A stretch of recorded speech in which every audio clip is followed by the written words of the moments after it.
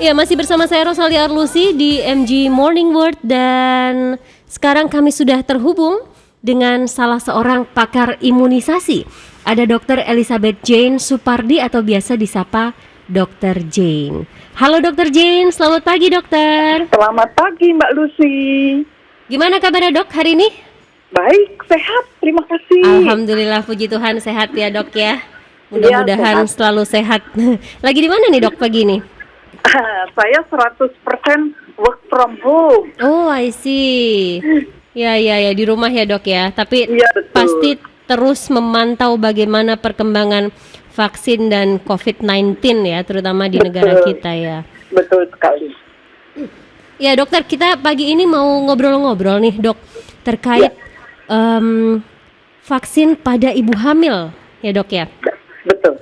Ya, karena kita tahu belakangan itu banyak sekali kasus COVID-19 yang menyebabkan kematian pada ibu hamil. Kalau saya ingat-ingat dalam beberapa minggu terakhir ini ada banyak sekali ya broadcast message yang masuk ke kami itu menyatakan bahwa mencari donor untuk ibu hamil yang menderita COVID dan dia harus melahirkan, dan itu nggak sedikit gitu ya dok ya. Ternyata memang dampaknya itu lumayan besar dan kematian pun juga bisa mengancam ya kepada ibu hamil. Betul sekali. Ya, ini gimana dok? Bisa dijelaskan nggak ya dok ya? Ya, jadi saya memang mendengar bahwa kehamilan di masa pandemi ini sepertinya naik. Ya, jadi kawan-kawan kolega kebidanan kandungan itu mengatakan ini panen ini membantu kelahiran ini panen. Iya. Jadi sepertinya kehamilannya naik. Ya, nah yang saya sayangkan adalah masyarakat Indonesia ini sepertinya sosialisasi bahwa kehamilan itu merupakan salah satu resiko selain komorbid. Jadi resiko pada COVID itu selain lansia, komorbid, juga hamil. Ini yang tidak keluar ini, hamil ini. Nah, saya kan ke BKKBN, gimana ini BKKBN? Kenapa nggak sosialisasi untuk menunda kehamilan? BKKBN susah diserang, katanya itu melanggar HAM. Memang hamil itu hak asasi, tapi seseorang itu kan harus tahu kan, ketika beresiko bahwa ya, kehamilan itu membuat dia itu tidak boleh kena COVID. Oke, tapi dalam kondisi saat ini sudah ada banyak ibu hamil ternyata yang memang ya hamil diberikan anugerah atau diberikan rezeki oleh Tuhan hamil, tapi kemudian terpapar COVID. Ini gimana dok? Kita kalau kita kaitkan dengan vaksinnya sendiri, yang Dokter Jane bisa berikan pandangan kepada kami seperti apa? Apakah betul bahwa ibu hamil ini saat ini harusnya bisa menjadi kategori warga yang harus mendapatkan prioritas yang urgent atau prioritas tingkat tinggi begitu untuk mendapatkan vaksin? Begini, jadi sebetulnya belum ada uji klinik yang membuktikan bahwa ibu hamil itu aman apabila diimunisasi vaksin COVID. Belum ada hasilnya. Yang ada adalah beberapa data yang mungkin belum cukup. Karena kalau uji klinik itu ada syaratnya. Jumlah yang diuji itu jumlahnya harus cukup. Gitu. Sehingga karena sudah banyak sekali di seluruh dunia ibu hamil yang kemudian meninggal karena COVID. Ya, terutama ibu hamil yang punya komorbid. Nah, ibu hamil itu banyak yang dia pada waktu tidak hamil, dia tidak sakit. Begitu hamil muncul, tensinya naik, itu kan sering sekali itu. Nah, nah, yang begitu itu, yang kemudian begitu kena COVID, dia terancam meninggal. Ya, nah jadi akhirnya dari seperti Badan POM-nya negara-negara di Amerika maupun Indonesia menyatakan bahwa konsultasikan kepada dokternya. Ya, apakah perlu untuk imunisasi? gitu. Tapi sudah dikatakan imunisasinya itu hanya bisa apabila sudah kehamilan trimester kedua ke atas. Oke, artinya Jadi memang kalau hamil sudah boleh muda, ya dok ya, hanya memang setelah masih 3 trimester bulan kedua. ke bawah nggak Aha, boleh. belum Nggak boleh. boleh. Oke, tapi tentu ini bisa kita anggap sebagai tanda kutip kabar gembira ya dok ya, karena kan akhirnya ibu hamil boleh mendapatkan vaksin COVID-19 untuk mencegah hal-hal yang tidak Betul. diinginkan. Betul. Ya, ya. Betul. Walaupun mungkin sebetulnya banyak juga nih yang bertanya-tanya dok, apakah vaksin yang diberikan itu berpengaruh atau tidak terhadap janin yang dikandung begitu? Ya, jadi artinya kan datanya kan belum cukup. Datanya belum cukup, gitu. Dari data yang minimal tadi, untuk vaksin tertentu, yaitu vaksin yang mRNA, itu ada 2, Pfizer dengan Moderna, dan yang inaktif. Yang inaktif itu adalah seperti Sinovac ya. Nah, itu bisa. Gitu ya. Yang lain-lainnya belum pernah nggak ada data yang lainnya. Oke, belum diujikan ya. Begitu ya. Oke. Jadi artinya, tapi kalau saya lebih baik kepada semua, terutama pasangan usia subur, harus tahu Resikonya. sedapat mungkin hindari kehamilan.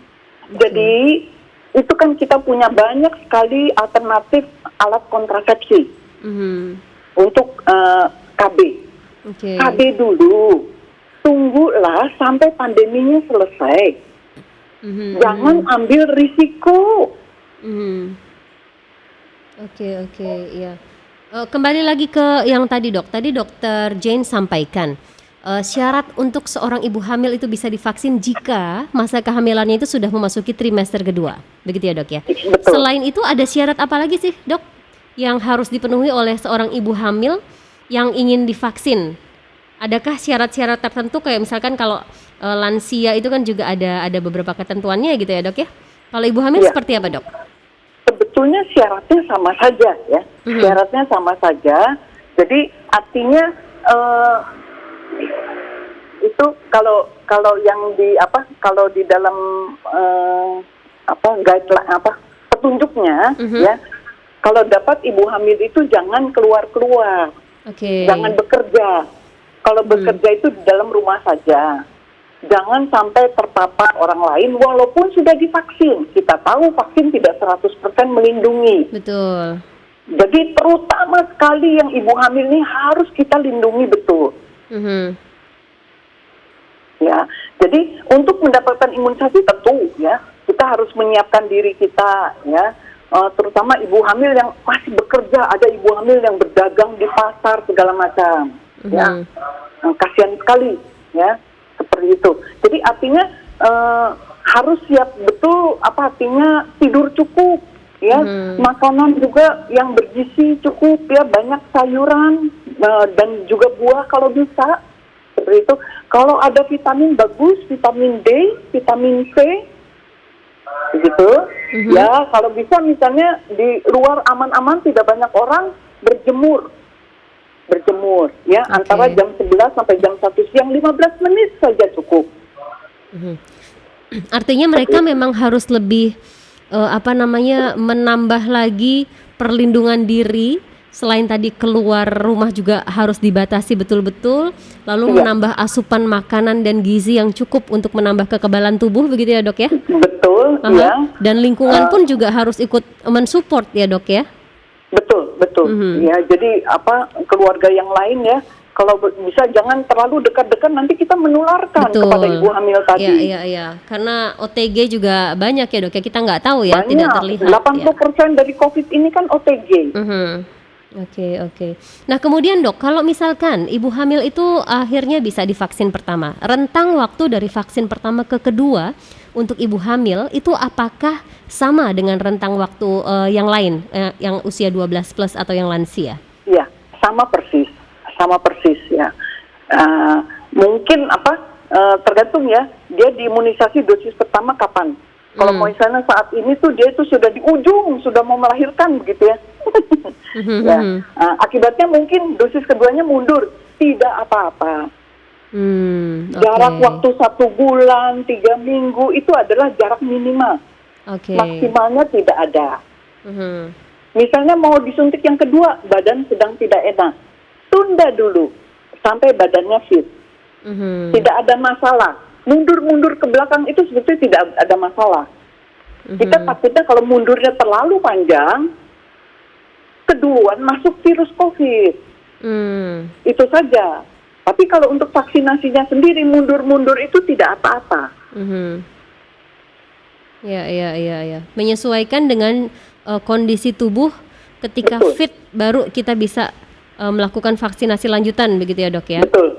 Jadi kalau badan kita tidak fit, kita sedang sakit, Mhm. maka antibodi di tubuh kita itu sedang berperang melawan penyakit kita itu. Mhm. Begitu divaksin, antibodinya mau dinaikkan, sedang sibuk dia, jadi tidak efektif, Oke. rugi. Oke. Iya. Tapi dok, kalau misalkan ini saya ada pertanyaan yang cukup mengganggu ya. Jika jadwal vaksin kepada ibu hamil tuh let's say sudah ditetapkan sebelumnya ya. Tadi dokter bilang yang penting fit dulu, baru kemudian mundur tuh pun nggak apa-apa gitu ya. Tapi semisal dia sudah jadwalnya atau dekat dengan jadwal melahirkan tadi gimana ya dok ya? Apakah harus menunda vaksin atau tetap divaksin atau gimana? Apakah ada resiko yang mungkin juga bisa jadi pertimbangan gitu dok? Ya, kalau kita sudah jadwalnya untuk vaksin kedua, Tapi itu tiba-tiba dekat dengan jadwal melahirkan begitu ya? ya tiba-tiba kita melahirkan itu kan proses yang luar biasa berat, sama seperti orang sakit sepertinya. Sih. Nah, jadi kita harus pulih dulu. Pulih dulu lah, lewatlah sekitar 40 hari sesudah melahirkan. Itulah baru kita vaksin. Jangan terlalu dekat dengan kita baru melahirkan. Itu badan sedang rendah-rendahnya itu. Oke, berarti harus ditunda begitu ya dok ya? Tunda, tidak ada masalah. Misalnya dia sekarang usia kehamilan sudah masuk 9 bulan 1 minggu misalnya gitu ya dok ya? Ya, itu sudah baru suntik yang pertama misalnya ya. Untuk syuting kedua itu masih terlalu dekat dengan dia habis melahirkan. Tunda dulu lah, gitu. Itu tidak ada masalah. Oke. Wah, jadi banyak informasi baru nih dok terkait dengan vaksin pada ibu hamil. Termasuk juga tadi ya kalau yang dokter Jane sampaikan, langkah pertama mungkin preventifnya adalah sebaiknya hindari dulu kehamilan begitu ya dok ya? Betul. Di masa karena itu yang paling bisa seperti kita ini lakukan. ya? Karena itu yang paling bisa kita lakukan. Jangan ambil risiko. Dan ada orang yang menganggap bahwa kena COVID 80% nggak ada gejala. Kemudian sebagian besar juga sembuh sendiri seperti itu. Itu jangan. Itu tidak boleh sama sekali. Ya, betul. Kita sudah punya data, walaupun ini penyakit masih baru, sudah ada data yang menunjukkan bahwa post-COVID, jadi orang sudah sembuh dari COVID, itu sebagian besar itu tidak sempurna sembuhnya. Walaupun dia kena COVID-nya itu ringan seringan apapun, kalau kemudian ada waktu dicek, ternyata ada organ-organ tubuh kita yang penting terpengaruh ya dok ya? Iya, jantung, paru, otak, termasuk pembekuan darah. Itu ada cukup banyak ya. Saya punya kawan-kawan ya. Sudah 11 hari keluar dari rumah sakit, sudah enak, sudah ngobrol, sudah apa, tiba-tiba meninggal. Drop lagi ya? Dan dia sudah negatif. Keluar dari rumah sakit itu sudah negatif dia. Tapi post-COVID-nya, jadi dia meninggal itu bukan dianggap sebagai meninggal karena COVID. Dia dikuburkan biasa jadinya. Padahal dia post-COVID. Dia menjadi begitu karena COVID. Jadi virusnya itu merusak organ. Baik. Nah, jadi jangan kita usahakan jangan kena COVID. Ya, langkah terawal adalah usahakan menghindari kena COVID-nya itu ya dok ya? Satu. Kalau kita bisa divaksin, kita harus dapat vaksin. Masih ada yang menganggap bahwa vaksin ini tidak aman, vaksin ini belum tentu bermanfaat, ada yang sudah divaksin tetapi tetap sakit, sehingga tidak perlu divaksin. Ini masih ada di kita. Iya. Walaupun mungkin jumlahnya sekarang sudah jauh lebih berkurang ya dok. Makin mudah-mudahan sedikit nanti karena semakin mulai banyak nih sekarang saudara kita kah, sahabat kita kah, orang yang kita kenal kah, kita meninggal. Oke, oke. Baik, Dokter Jane, terima kasih banyak ini karena waktu kita juga agak terbatas, tapi ada banyak sekali informasi yang kami bisa dapatkan dari Dokter Jane di wawancara pagi hari ini. Next time kita bisa ngobrol-ngobrol lagi ya, Dok ya, terkait Siap, vaksin ya, Dok ya. siap, Mbak Lucy, Untuk siap. informasi-informasi terbaru nih dari Betul. dokter dan tips-tipsnya. Oke, terima kasih Ya. banyak Dokter Jane. Sama-sama. Selamat melanjutkan Salam sehat. aktivitas. Sehat-sehat ya, Dok ya. Baik Oke, sampai jumpa, semuanya. Dok. Ya, MJ Listeners, itu dia tadi perbincangan kita dengan Dr. Jane Supardi, pakar imunisasi, yang kami harapkan bisa menambah pengetahuan Anda terutama terkait dengan tadi vaksin dan ibu hamil. Kami akan segera kembali di MG Morning Word, tetaplah bersama kami akan segera kembali untuk Anda.